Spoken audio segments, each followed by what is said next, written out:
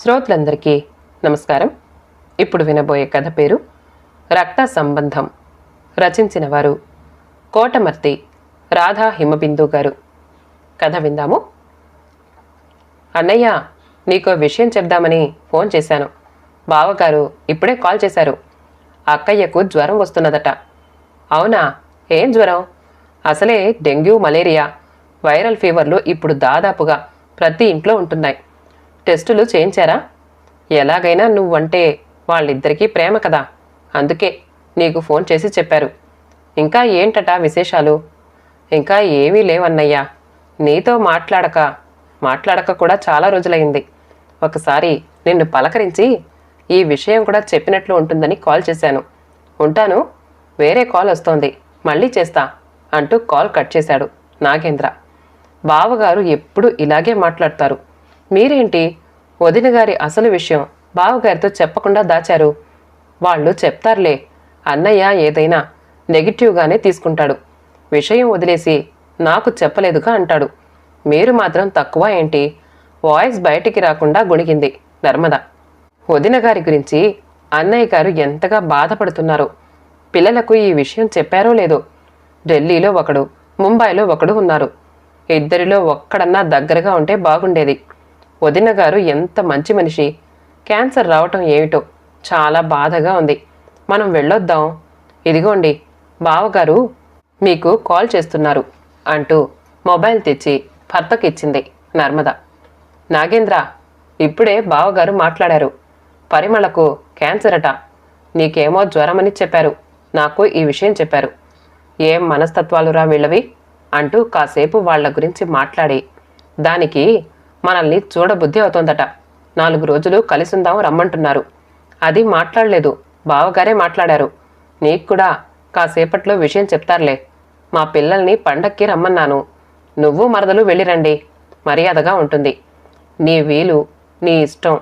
మళ్ళీ నన్ను వేరేలా అనుకోకు అంటూ కాసేపు మాట్లాడి మొబైల్ ఆఫ్ చేశాడు దేవేంద్ర. అన్నయ్యకు ఎప్పుడూ పిల్లల మీద ధ్యాసే. మనకు లేరా పిల్లలు? మనం కూడా పిల్లల్ని పిలుద్దాం అనుకున్నాం కదా, చిరాగ్గా అన్నాడు నాగేంద్ర.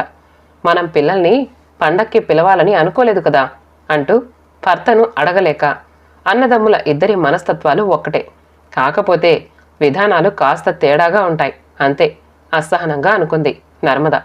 సాయంత్రం వేళ ఫోన్ చేసి దసరాకు రాలేదు, దీపావళి పండక్కు రమ్మని పిల్లలిద్దరినీ పిలిచాడు దేవేంద్ర. దసరాకు ఆడపడుచు ఇంటికి వెళ్ళాం కదా, దీపావళికి వాళ్ళని పిలుస్తున్నాం, కుదరదు అని చెప్పారు కూతుళ్ళు ఇద్దరు. పరిమళ మొబైల్కి ఫోన్ చేశాడు. బావగారు మూర్తి లిఫ్ట్ చేశాడు. పండక్కి మేమొస్తాం, 4 రోజులు కలిసుందాం అని చెప్పాడు. సరే అన్నాడు మూర్తి. తమకున్న పనులన్నీ ముగించుకుని వారం తర్వాత ఊరికి వెళదామనుకున్నారు. మనం ఎలాగో వెళతాం కదా, నాగేంద్ర కూడా చెప్పండి, వాళ్ళు కూడా వస్తారు, అంతా కలిసి ఉండొచ్చు. సుమతి అలా అందో లేదో అంతెత్తున ఎగిరిపడ్డాడు దేవేంద్ర. వాళ్ల సంగతి వాళ్ళు చూసుకుంటారులే, అన్నింటికీ నీకు ఆరాటం ఎక్కువ అంటూ ఎప్పుడో జరిగిన పాత విషయాలు మాట్లాడుతూ చాలాసేపు చిరాకు పడ్డాడు. వారం తర్వాత కారులో పరిమళ ఊరెళ్లారు. సెంటర్లో డజను అరటిపళ్ళు కొనుక్కుని ఇంటికి వెళ్లేసరికి ఇంట్లో నాగేంద్ర, నర్మద కనిపించారు. దేవేంద్ర మనసు కుతకుతా ఉడికిపోయింది. బావగారిని పలకరించి చెల్లెల్ని దగ్గరకు తీసుకుని మాట్లాడాడు. తమ్ముణ్ణి పలకరించలేదు. నర్మద ఇద్దరినీ పలకరించి మంచినీళ్ళిచ్చి టీ పెట్టి తెచ్చింది. అంతా ఫ్రెష్ అయ్యి టిఫిన్ తిని టీ తాగి హాల్లో కూర్చుని కాసేపు జనరల్ విషయాలు మాట్లాడుకున్న తర్వాత పరిమళను అసలు విషయం అడిగాడు దేవేంద్ర. పిల్లలకు ఈ విషయం చెప్పారా? మీకు అన్ని రహస్యాలే. ఈ మహమ్మారి రోగం నీకొచ్చిందేంటే? చాలా బాధగా ఉంది. విషయం తెలుపగానే 1-2 పనులుంటే మానుకుని ప్రయాణం పెట్టుకున్నాం. రక్త సంబంధం కదా, అందుకే అన్నయ్య మనం కలిసి గడపాలని ఉంది అని బావగారితో మీకు చెప్పించాను. నా కోరిక తీర్చారు. నవ్వుతూ భర్తని చూసింది పరిమళ. ఏదో పని ఉన్నట్లు లేచి బయటికి వెళ్ళిపోయాడు మూర్తి. ఇంకేంటి విశేషాలు అంటూ లేచి పరిమళ పక్కన కూర్చున్నాడు దేవేంద్ర. వకుల ఫోన్ చేస్తూనే ఉంది. ఇంకో 20 రోజులైతే వాళ్ళు అమెరికా నుండి వస్తారు. రాగానే ఇక్కడికి వస్తామని అన్నారు. నా విషయంలో వకుల మరిదిగారు చాలా బాధపడ్డారు. నాగేంద్ర, నర్మద వచ్చేసరికి ప్రాణం లేచొచ్చింది. ఎవరి బిజీలు వాళ్లవే అనుకో. అంతా 60 సంవత్సరాలు దాటిన వాళ్లమే. మనం కలవక ఎంత కాలమయ్యిందో. మనం తరచుగా కలుసుకోవాలని నాకుంటుంది. నా మనసు ఆపుకోలేక నేను మిమ్మల్ని చూడ్డానికి రావటమే కానీ మీరు నన్ను వకులను కలవాలని ఎప్పుడూ అనుకోరు. వకుల పిల్లలు అమెరికా, నాగేంద్ర కొడుకు కూతురు కుటుంబాలతో బెంగళూరులో ఉన్నారు. నీ పిల్లలు వైజాగ్. మా పిల్లలు మీకు తెలుసు. పిల్లలంతా మనకు దూరంగానే ఉన్నారు. మనం పిల్లలుగా ఉన్నప్పుడు ఎంత దగ్గరగా ఉండేవాళ్ళం. ఆ చనువు, ఆ దగ్గరితనం ఇప్పుడు ఏమైపోయాయి? మనం అప్పట్లా ఇప్పుడు ఉండకూడదా? మన మధ్య ఇంతింత దూరాలు ఎందుకు పెరిగాయో అర్థం కాకుండా ఉంది. మనం తరచుగా కలుస్తూ చిన్నపిట్లా కలిసిమెలిసి ఉందామన్నయ్యా. సుమతి, నర్మద ఒకరినొకరు చూసుకున్నారు. నాగేంద్ర దేవేంద్ర వైపు చూశాడు. కాసేపు 5గురు మౌనంగా ఉండిపోయారు. నాకు ఒకళ్లకు ఫోన్స్ కూడా చెయ్యరు. రోజులో 8 గంటలు నిద్రకు పెట్టుకున్నా మిగతా 16 గంటల్లో ఒక పావు గంట మాతో మాట్లాడడానికి మీకు కుదరదా? అది రోజూ కాదు, ఎప్పుడో ఒకసారి.